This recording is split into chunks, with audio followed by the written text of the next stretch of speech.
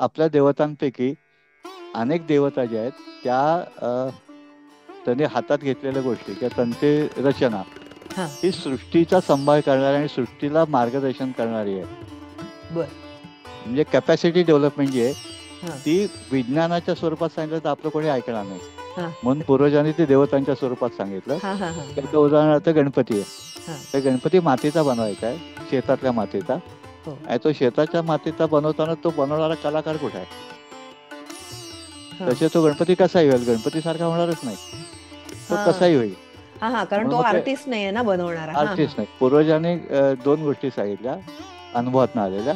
हा गोमय वस्ते लक्ष्मी. शेणामध्ये 33 कोटी देव आहेत, गायमध्ये 33 कोटी देव आहेत. हा हा ते देव जे आहेत ते वैश्विक ऊर्जेतनं तयार होतात. म्हणजे हा तिला वशिंड आहे हा आणि पोळ आहे. हा त्याच्यातनं ती ऊर्जा खेचून, सूर्य ऊर्जा खेचून अ, स्वतःच्या शरीरामध्ये बदल करते. आणि 33 कोटी प्रकारचे बॅक्टेरिया तिच्या शेणात ओ आहेत, विष्ठेमध्ये आहेत. आणि जगातली एकमेव प्राणी असा आहे की त्याच्या विष्ठेला वास येत नाही. आता हे जे जीवाणू आहेत, हे जीवाणू माझ्या शेतात कधी येतील? तर तिथली हम्म, स्थानिक गाय, मग त्या रिजनली वेगळ्या गायी आहेत, दुधाच्या वेगळ्या, कामाच्या वेगळ्या. तर ते जे मातीमध्ये, जो मातीचं ज्याच्यातनं ज्वालामुखीतनं माती बनली, हम्म, तर त्या मातीचं पेच काय आहे? कशाची? तांब्याची आहे, हम्म, आयर्नची आहे, हम्म, बॉक्साईटची आहे.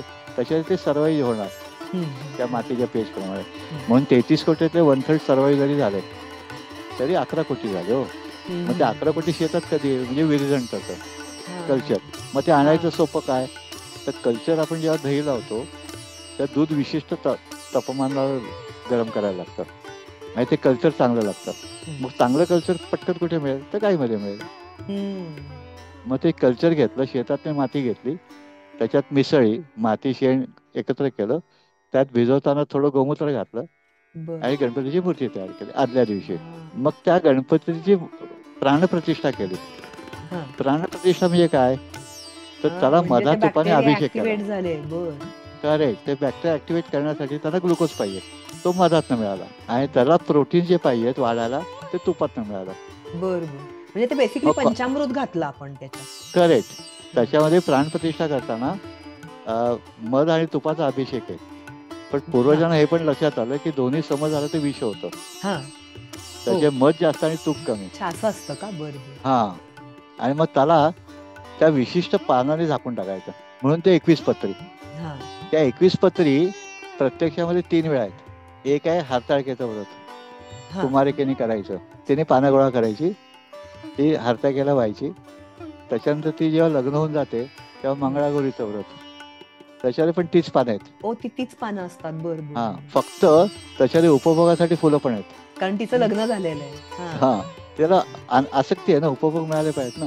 हो आता ही पत्री देवाला व्हायची आहे हम्म. म्हणून मी अंगणात लावली, हा हा माझ्या अंगणात माझ्या ती परसात असायला लावली. पाहिजे. हा हा. हो आणि ही जी सगळी पत्री आहे ही सगळी पत्री दैनंदिन जीवनामध्ये येणाऱ्या व्याधींसाठी आहे. हम्म. मग त्याच्यातलं विज्ञान देवदेवता आहेत का विज्ञान आहे? तर आपल्यासारख्या लोकांची ती जबाबदारी आहे की याच्यातलं विज्ञान शोधूया हम्म. आणि ते फॉरवर्ड करूया. हम्म. म्हणजे त्याचा अनुभव घेऊया आणि सांगूया हम्म. की मी जर गणपती केला आणि तो माझ्या मातीत विसर्जन केला तर माझी जमिनीची सुपीकता वाढणार आहे. हम्म. आता हा जो गणपती आहे तो जमीन ओली असताना बॅक्टेरिया वाढतो म्हणून तो भाद्रपदात आहे. बर हा आषाढात नाही, आषाढात जास्त पाणी आहे, ते हा मॉइश्चर हा जास्त आहे, पाणी आहे, ते फारच मॉइश्चर नाहीये, डायल्यूट होऊन जाईल. बर टेम्परेचर नाहीये. हा हा हा तर भाद्रपदात टेम्परेचर आहे. श्रावणानंतर भाद्रपद आला आणि ती कविता श्रावण मासे हर्ष वाढण्याशी हिरवळचं लाटे चोहीकडे हो क्षणात पिवळे क्षणात हिरे सरसर ऊन पडे. हा म्हणजे हा त्याला लागणारं तापमान हे सुद्धा आहे. पण सगळ्यांनी केलं एकदम तर जास्त फायदा झाला म्हणून गणपतीचा दिवस ठरला.